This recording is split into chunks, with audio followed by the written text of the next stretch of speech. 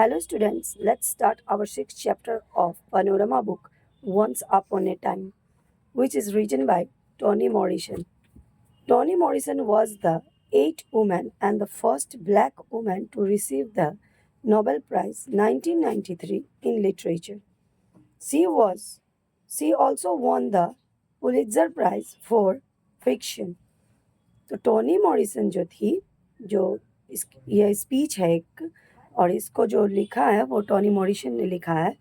तो Tony Morrison जो थी वो 8वीं महिला थी ब्लैक वुमेन, यानी कि अमेरिका वगैरह में ना, और दो स्किन के द्वारा जो है सो जज किया जाता है लोगों को, ब्लैक और वाइट। तो पहली यह 8वीं महिला थी ब्लैक जो कि नोबेल प्राइज़ 1993 में लिटरेचर के लिए प्राप्त की थी और वह पुलित्ज़र प्राइज़ भी पाई थी। Her seventh and most recent novel, Paradise, was published early in 1998. Her speech, Once Upon a Time, wonderfully exhibits how the proper uses of language could bring about change and big revolution in the world, and more so the immediate surrounding. तो इनकी जो 7वीं किताब थी, recent novel जो थी paradise, वह 1998 के early में ही पब्लिश्ड हुई थी और उनका जो ये स्पीच है वंस अपॉन ए टाइम, वह इसीलिए जाना जाता है कि किस प्रकार से प्रॉपर यूजेस ऑफ लैंग्वेज क्या चेंज ला सकता है। अगर हम सही तरीके से लैंग्वेज का इस्तेमाल करें तो इससे बहुत बड़ी क्रांति आ सकती है, यानी कि परिवर्तन आ सकता है हमारे सराउंडिंग्स में। These speeches make the point that language should be living and vibrant. Narratives have not only been entertaining but also one of the principal way of observation of knowledge. तो यह जो स्पीच है ना, यह point out करता है कि language जो है ना वो कैसा होना चाहिए, और नरेटर जो होते हैं वह सिर्फ जो है इंटरटेन नहीं करते हैं। यानी कि जो हम लोग लिटरेचर पढ़ते हैं तो जो कहानी वगैरह पढ़ते हैं तो उसमें क्या होता है कि नरेटर जो लिखते हैं, कहना कुछ और भी, ये वन वर्ड से ये नहीं जाहिर होता है, कई सारे थिंकिंग जो है उसमें दरसते हैं। जैसे लिख कुछ और रहे, कहना कुछ और चाह रहे हैं। तो नरेटर हम लोग को सिर्फ इंटरटेन करने के लिए नहीं है, उसमें बहुत सारे नॉलेज भी छुपा हुआ होता है। There are and anecdotes which bring out the theme through the most simple form of expression and language. This given speech is a fine example of this. तो उसमें बहुत सारी ऐसी चीज़ें होती हैं जिससे कि हम लोगों को लैंग्वेज के बारे में या कि बहुत सारे नॉलेजेस के बारे में लैंग्वेज क्या होना चाहिए लिख रहे हैं कुछ और बता रहे। तो यह जो आपका स्पीच है यह इसी प्रकार का एक एग्जाम्पल है। तो चलिए हम लोग देखते हैं कि क्या कह रहा है इस स्पीच में। तो देखिए, Once upon a time, there was an old woman, blind but wise, or an old man, a guru, perhaps soothing restless children. I have heard this story or one exactly like it in the lore of several cultures. तो Toni Morrison क्या कहना चाहती है, जैसे हम लोग कभी कभी कहानी सुनते हैं, कभी कभी क्या बचपन में बहुत सारी कहानियाँ हम लोग सुने हुए होते हैं जो कि हमें स्पष्ट रूप से याद नहीं होता है, कभी कभी हम लोग उसका स्टार्टिंग को भूल जाते हैं ना। तो वही कह रही है कि एक समय की बात है कि एक ओल्ड वुमेन थी, यानी बूढ़ी महिला थी, ब्लाइंड बट वाइज, अंधी बट लेकिन बहुत बुद्धिमान थी, और एन ओल्ड मैन, वो ऐसा सोच रही है कि यह एक ओल्ड मैन था यानी बूढ़ा व्यक्ति था, एक गुरु थे या कुछ बच्चे थे। मैं यह स्टोरी सुनी हूँ लेकिन एग्जैक्टली लाइक दिस, मतलब एग्जैक्ट तो मैं नहीं कह सकती हूँ, लेकिन फिर वो कहती हैं कि once upon a time there was an old woman blind but wise. अचानक से मे बी कि उनको याद आ गया हो, तो कह रही हैं कि एक समय की बात है कि एक बूढ़ी महिला थी, ब्लाइंड थी बट वाइज थी। In the version I know the women is the daughter of slabs, black American, and lives alone in a small house outside of town. तो मेरे याद से ना कि मैं उस महिला को जानती हूँ जो एक स्लेव की बेटी थी, यानी कि जो बंधुआ मजदूर होते हैं ना जिनको स्लैब बना के रखा जाता था पहले के टाइम में, तो ब्लैक अमेरिकन की एक बेटी थी वह महिला, और वह गांव से दूर एक टाउन साइड में, मतलब कि थोड़ा आउट एरिया में जो लोग रहते हैं ना, तो उधर अकेले में रहती थी. Her reputation for wisdom is without fear and without question among her people. She is both the law and its transgression. तो उसका उनकी जो मतलब बुद्धिमता थी वह बिना क्वेश्चन का था, मतलब कि इतना बुद्धिमान थी कि उन पर कोई सवाल नहीं उठाता था. वही लॉ भी थी और वही लॉ को तोड़ने वाली भी थी. अपने लोगों के बीच वह काफी क्या थी ना, प्रसिद्ध थी. The honor she is paid and the way in which she is held reach beyond her neighborhood to places far away to the city where the intelligence of ruler profits in the source of much amusement. तो उनका जो honour था, यानी उनको जो सम्मान दिया जाता था, ना कि अगल बगल में ही बल्कि दूर दूर तक के जगहों में, सिटीज में उनका जो था ना इंटेलिजेंस का काफी प्रचार था. उन्हें सब लोग बहुत अच्छी तरीका से जानते थे और उन्हें ऑनर भी पे करते थे. One day, the woman is visited by some young people who seem bent on disproving her sheer violence and showing her up for the fraud they believe she is. तो एक दिन क्या होता है, उस महिला से मिलने कुछ यंग पीपल आते हैं जो कि उनका जो है ना वो नॉलेज को वो यह साबित करना चाहते हैं कि वह एक फ्रॉड है. जैसे आजकल के बच्चे होते हैं ना, देखते हैं इन सब चीज़ों पर विश्वास नहीं करते, तो वह यही साबित करना चाह रहे थे जा करके कि वह एक फ्रॉड है, उसके पास कोई नॉलेज नहीं है. Their plan is simple. They enter her house and ask one question the answer to which ride slowly on her difference from them, a different they regard as a profound disability, her blindness, then stand before her and one of them says. तो उन बच्चों का plan जो था, young बच्चों का, वह क्या था, बहुत ही सिंपल था. वो जानते थे कि वह अंधी है, तो वही डिसेबिलिटी को वो लोग जो है सो उसी पर एक सवाल पूछना था उन लोगों को. वहाँ जाते हैं और खड़े हो जाते हैं और एक उनमें से कहता है, old woman, I hold in my hand a bird, tell me whether it is living और डेड. तो उनमें से एक पूछता है, ए बूढ़ी महिला, मैंने एक पक्षी को पकड़ रखा है, क्या वह जिंदा है या मरी हुई है. तो she does not answer and the question is repeated, is the bird I am holding living और डेड. वह कुछ नहीं कहती है, शांत मुद्रा में पड़ी रहती है. फिर से क्वेश्चन रिपीट होता है, वह जो पक्षी मैंने पकड़ रखा है, क्या वह जीवित है या मर गई. Still, she does not answer. She is blind and cannot see her visitors, let alone what is in their hands. वह अंधी है, फिर भी कोई जवाब वो नहीं देती है. वह अंधी है और अपने विजिटर्स को, विजिटर मतलब जो उनसे मिलने आए थे, उन्हें वह देख नहीं पा रही है.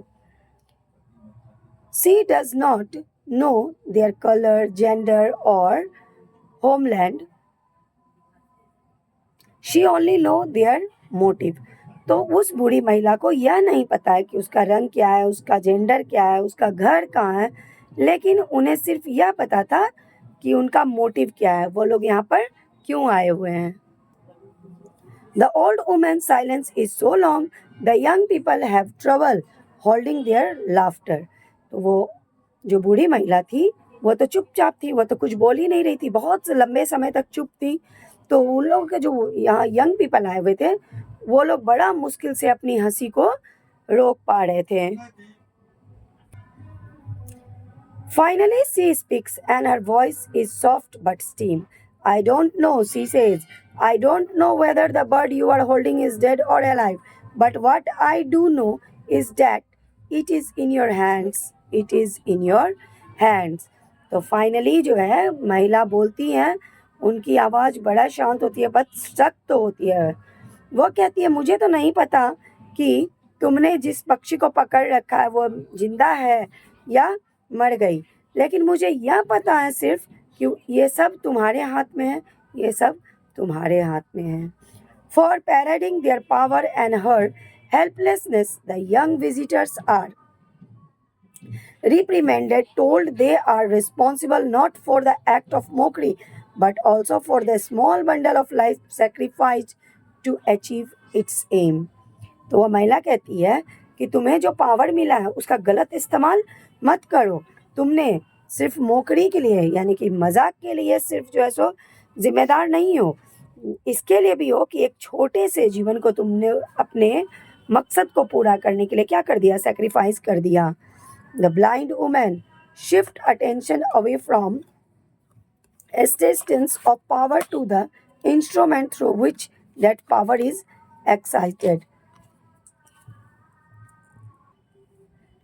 A speculation on what other than its own frail body that bird in the hand might signify has always been attractive to me, but especially so now, thinking as I have been about work I do not had that has brought me to this company. So I choose to read the bird as language and the woman as a practiced writer. तो क्या कह रही है लेखक, क्या कहना चाह रहे हैं कि यहाँ जो लैंग्वेज इस्तेमाल हुआ है ना, वह समझो कि बर्ड के लिए इस्तेमाल हुआ है, और लेखिका को क्या कहा गया है, एक प्रैक्टिस राइटर के तौर पे। तो वही यहाँ पर जो लैंग्वेज इस्तेमाल हुआ है वह बर्ड के लिए इस्तेमाल हुआ है, और आगे बताएंगी वह कि लैंग्वेज किस प्रकार से यूजफुल होता है हमारे लिए। Once upon a time, visitor asked an old woman a question. Who are they, these children?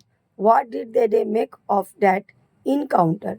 What did they hear in those final words? The bird is in your hand. A sentence that gestures towards possibility, or one that drops a ledge. Perhaps what the children heard was, "It is not my problem. I am old, female, black, blind. What wisdom I have now is in knowing I cannot help you. The future of language is yours." तो एक समय की बात है कि जब visitor जो है ओल्ड वुमेन को एक क्वेश्चन पूछे थे कि वह कौन थे, वह बच्चे कौन थे, और फाइनली जो बर्ड है जो तुम्हारे हाथ में है, बच्चों को ये चीज़ समझ नहीं आ रही थी कि आखिरकार वह क्या कहना चाह रही थी, और कि यह तुम्हारे हाथ में है, यह तुम्हारे हाथ में है। Perhaps the children heard was, तो आखिरकार वो बच्चे जो सुने कि यह मेरी समस्या नहीं है, मैं तो बूढ़ी हूँ, फीमेल हूँ, ब्लैक हूँ, ब्लाइंड हूँ, लेकिन अब जो है वो सब तुम्हारे हाथ में है। The future of language is yours. तो यहाँ जो ना the future of language is yours का अर्थ क्या है कि जैसे मान लो कि हम लोग कोई ऐसी चीज़ें हैं जो हम लोग बूढ़े, आज मान लो कि मैं ही पढ़ा रही तुम लोग को, तो हमेशा तो नहीं पढ़ाते रहूँगी ना, ये किसी और के पास जाएगा, जब हम लोग बूढ़े हो जाएंगे तो फिर कोई और आएगा, फिर कोई और आएगा। तो वो महिला तो यह कह रही है कि मैं तो बूढ़ी हो चुकी हूँ, अब मेरे पास कुछ नहीं है, या मेरी समस्या नहीं है। अब जो फ्यूचर है वह तुम लोगों के ऊपर डिपेंड है। They stayed there. Suppose nothing was in their hand. Suppose the visit was only a ruse, a trick to get to be spoken to, taking seriously as they have not been before. तो वो बच्चे इस प्रकार से खड़े थे जैसे कि मतलब उन लोगों को शॉक लग गया, एकदम से चुपचाप खड़े थे। उन लोगों को इस विजिट का कोई अर्थ ही समझ में नहीं आ रहा था। A change to interrupt to violent the adult world, its miasma of discourage about them. You old woman blessed with blindness can speak the language that tells us what only language can, how to see without pictures. Language alone protect us from the scariness of things with no names. Language alone is meditation.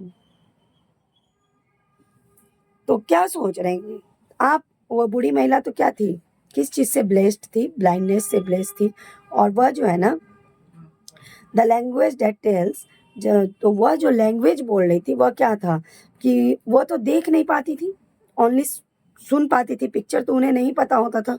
कि language along protect us from the scareness of things with no names. तो language along alone is meditation. तो language, अब इनको क्या bless था कि picture वगैरह तो वो देख नहीं पा रही थी, लेकिन जो यंग विजिटर्स थे उन्हें तो दिखाई भी देता था और सुनते भी थे।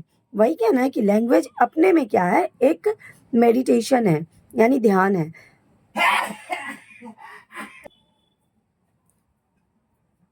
Tell us what it is to be a woman so that we may know what is it to be a man, what moves at the margin, what it is to have no home in this place, to be set adrift from the one you know what it is to live at the edge of towns and cannot hear your company.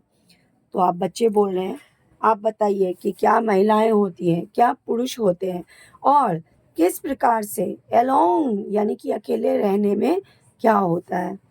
Tell us about ships and turn away from shorelines at Easter placenta in a field.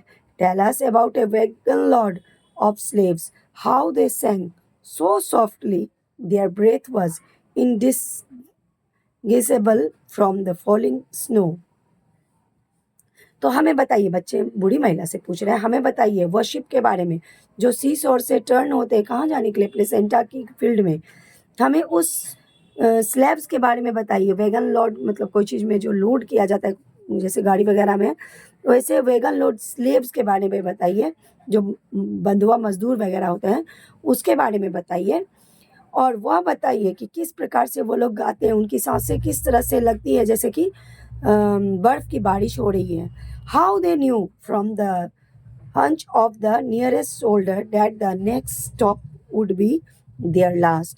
तो उन्हें कैसे पता चलेगा कि अगला जो stoppage है वो उन लोग का लास्ट स्टॉपेज है.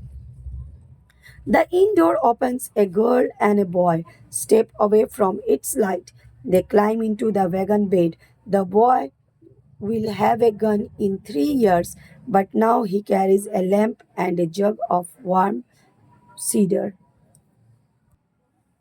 तो क्या करिए, इंडोर ओपन्स एक मतलब होटल का रूम होता है. INN का मतलब होता है कोई एक छोटा सा होटल का दरवाज़ा.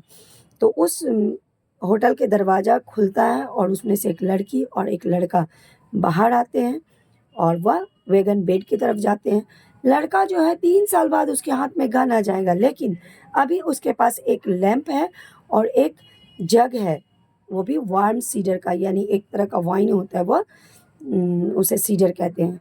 दे pass it from mouth to mouth, और उसे वह एक एक को पास करते हैं. The girl offers bread, piece of meat, and something more. A glance into the eyes of the one she serves, one helping for each man, two for each woman, and they look back. The next stop will be their last, but not this one. This one is warm. तो girl जो है वो, लड़का तो वो लेके wine लेके जा रहा है, सीडर लेके, और लड़की जो है ना मीट का टुकड़ा और रोटी जो है सभी को सर्व कर रही है.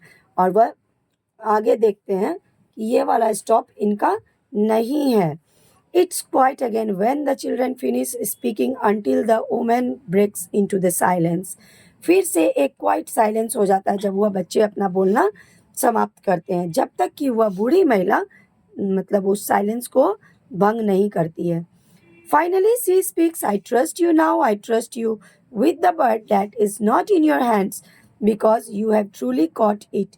Look how lovely it is, this thing we have done together. तो महिला कहती है कि फाइनली अब मैं तुम पर भरोसा कर सकती हूँ. भरोसा का अर्थ क्या, यहाँ बर्ड्स का अर्थ ये नहीं कि वो बर्ड लैंग्वेज. अब मतलब दोनों की बातचीत जो हुई थी बूढ़ी महिला और वो विजिटर के बीच, तो इससे क्या हुआ कि दोनों में ना बातचीत होकर सारी समस्याएं खत्म हो गई. और महिला अब क्या कहती है कि वह जो है पूर्ण रूप से अब उस पर भरोसा कर सकती है कि आगे बच्चों ने सारी बातों को समझा और मिलजुल करके बातचीत को बहुत अच्छी तरीक़ा से समझा. तो चलिए बच्चों, अगर वीडियो पसंद आए तो लाइक कीजिए, शेयर कीजिए और मेरे चैनल को सब्सक्राइब कीजिए. व्यूज़ बढ़ाइए. बिल्कुल आप लोग वीडियो को देख ही नहीं रहे हैं, एग्ज़ाम नज़दीक है. So please watch the video with your heart. Thank you, students.